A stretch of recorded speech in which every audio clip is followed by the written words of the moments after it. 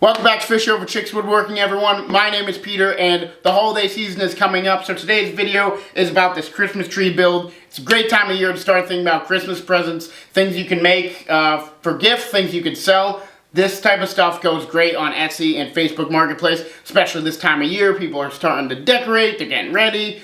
The weather's getting colder, so Christmas is coming around the corner, and this is the perfect time to start doing these type of builds. So today's build is how to make this super easy Christmas tree build. All it is plywood, just a small sheet of plywood that we were able to use, and you can get some really good money for this. It's 3 feet high, so you know it's got some height to it. I've seen this go for upwards of $150 on Etsy, so clearly there's a market for it and people want stuff like this. So let's just get into it. Alright guys, so for this build we're going to use a sheet of plywood. You don't have to use plywood, but today we're using plywood that is 16 inches wide by 30 inches long, and this is 3/4 inch thick. We're gonna go up to the top and we're gonna find the middle. So this is 16 inches, so we're just gonna mark 8 inches. And then we're gonna go down to these corners, and basically, so you're just gonna grab a straight edge. I've got an old piece of plywood. So you're gonna go from the bottom corner, line that piece up, and then put the other edge on that line that you just made at half there, and you're going to draw a line with your pencil. Then you're going to do that with the other side as well. Alright, so now you've got a triangle drawn in there. That's what your tree is going to look like, sort of. You'll see what we mean by that. So now what we're going to do is take our circular saw and we're going to cut this piece out so that we just have this right here, and then we'll get to the fun part of cutting that up.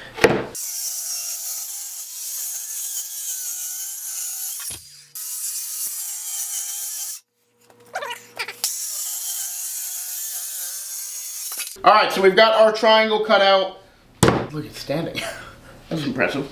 So for this next part, you're going to want to take the height of your tree. If it's 30 inches, you're just going to divide that by how many slats you want. We want 10. 30 divided by 10, 3. So each piece is going to be 3 inches long. Of course, it's going to be a little bit less because of the blade. But that's okay. It'll all work out to be the same in the end. So let's take that over table saw, put that blade 3 inches away from the rip fence, and then get those pieces cut out.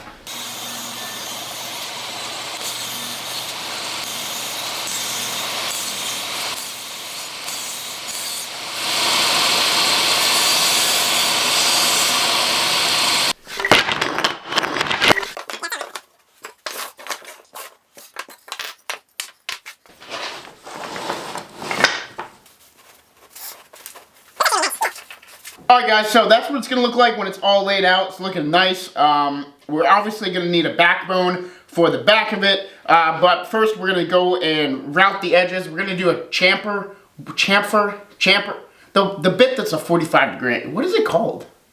Is it a chamfer? Chamfer. We're going to go with chamfer, the 45 degree one. We're just going to go around all the edges on the front side. You don't need to do it on the back side, because the back side will be blocked. That'll be against the wall. So we're just going to go ahead and do that on our router real quick, and then we'll get to the next step.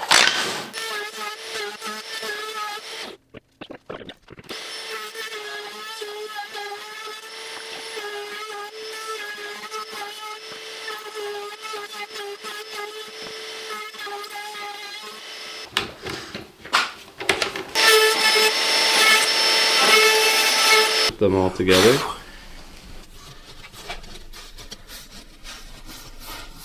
Alright guys, so what we have here is that piece that we used earlier to use as a straight edge. So this is actually going to be our backbone of this tree, or I guess it would be the trunk as well. So all you need to do is make sure it's at least longer and has a little bit of piece on the end here for the trunk. That's where the stand's going to go as well. So I want to make sure that it is at least 3 feet long, so you have at least 6 inches on the bottom here for a trunk.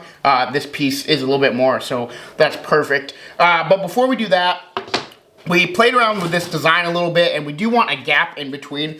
So we figured out the perfect gap in between each of these pieces is an 1/8 inch, and we just happen to be lucky and have a ruler that is an 1/8 inch wide. We're just gonna go in between all the pieces with this ruler as our spacer, or you guys, you know, you can use a different tool if you want, and that is gonna help us know exactly where all those pieces are going to be once the backbone's on, and we'll do that with the whole thing. But before we do that, we're gonna get this cut down to the exact size, which is 36 inches. This is about 2 inches wide, and that's okay because it's gonna go up to about here, halfway through this last piece. And as you see, it overhangs a little bit here. That's totally fine because what we're gonna do once this is all glued and completely finished is just flip these around, and we're gonna cut off that excess piece with a jigsaw or with our flush trim bit on the router. So that's not gonna matter, just as long as this piece is not any thicker than this second piece here, which it looks like it is not, so we will be okay.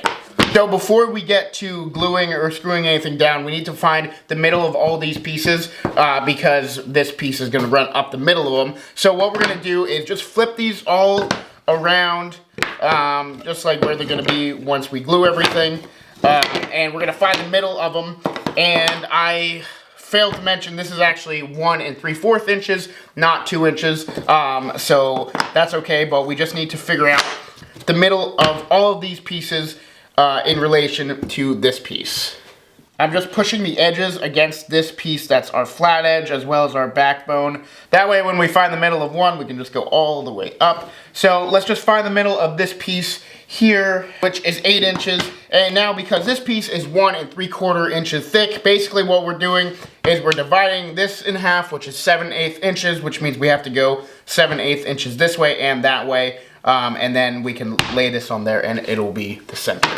So now that we've found the middle piece here, all we have to do is line all of these up. Again, make sure that they are perfect the way that they're gonna be when it's all cut against this flat edge. What you're gonna do is find those marks. You're gonna place this piece in between those marks, and then you're gonna line it up with the top of the second piece, because the top of the second piece is also 1 3/4 inch. So we don't actually have to find the middle because it's right there. So we're just gonna line that up, and then we're gonna draw a line from here to the top of this second piece. All right, so now you take that off, and you've got the middle right there all the way up, and of course, this will end up there. So now we're just gonna work with the 2 bottom pieces for now. Go ahead and place that ruler in between.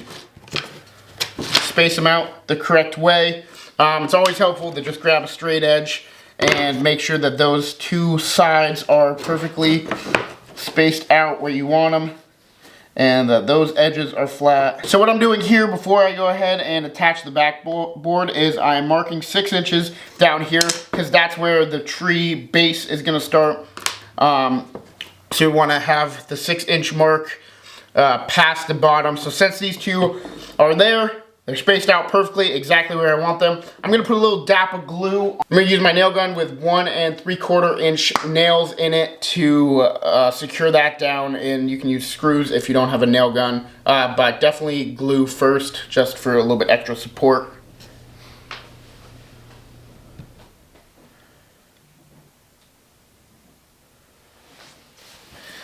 I'm just gonna very gently and slowly place that piece down.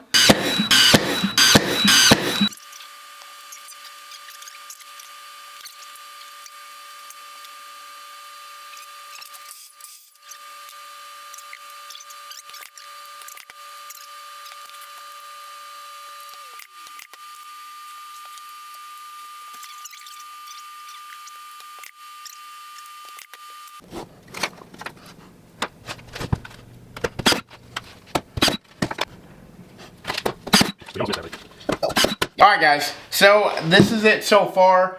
Looks really good. I am really happy with the way that came out. So this top piece here, we're just gonna clamp, let that dry instead of nail it in, just because it's a little bit smaller. But other than that, the tree itself is done. We just need to put a base on it. And we still gotta figure out what we're gonna do. I think we're gonna paint it, but we gotta figure that out. So for the base, what we did is we cut 2 pieces that are 2.5 inches long by 1 3/4 inches wide, just like this piece, and then 2 that are 3.5 inches long, again 1 3/4 inches wide. And those are cut from the same ply, just scraps we had from this piece, so they're the same thickness already. And basically what you're gonna do is you're gonna take these smaller pieces, and these are gonna rest up against the 3/4 inch side, the end grain there, and then these longer ones are gonna go against the front and back, just like that. That's gonna be your stand, so we're just gonna glue it, screw those in, just like we did for the slits.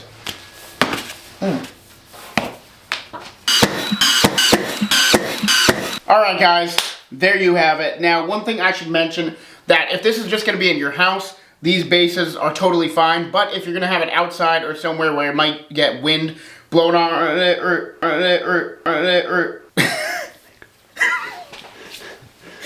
damn. If you're going to have it outside or somewhere where the wind might blow on it or something, make these pieces a little bit longer, a few inches longer, get more stabilization. But, I mean, if it's just in the house, it'll be fine. It's not going to fall over. Wait for that top piece to glue, and then we're going to take that that little bit off there with our flush trim bit, and then we're going to sand it, paint it, and it'll be all set to go. But yeah, that's basically the tutorial on how to do it. When you see it next, it'll be all done and painted. Alright guys, so here it is, the finished product. I love the way it came out. We went ahead, we painted it white, thought it looked good.